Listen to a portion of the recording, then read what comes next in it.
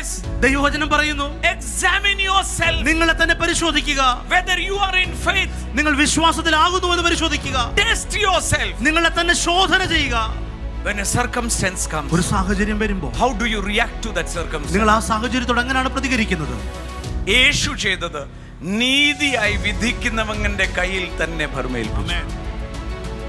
He did not handle himself. അവൻ തന്നെത്താൻ കാര്യങ്ങൾ കൈകാര്യം ചെയ്തില്ല. Because he had faith in his father. എന്തുകൊണ്ടെന്നാൽ തനിക്ക് തന്റെ പിതാവിൽ വിശ്വാസമുണ്ടായി. He handed it over to the father. അത് സകലതും നീതിയോടെ വിധിക്കുന്ന തന്റെ പിതാവിന്റെ കയ്യിൽ യേശു പരമേൽപ്പിച്ചു. I can do miracles, signs and wonders. എനിക്ക് അത്ഭുതങ്ങളും അടയാളങ്ങളും വീര്യപ്രവൃത്തികളും ചെയ്യുവാൻ കഴിയും. That does not prove I am in faith.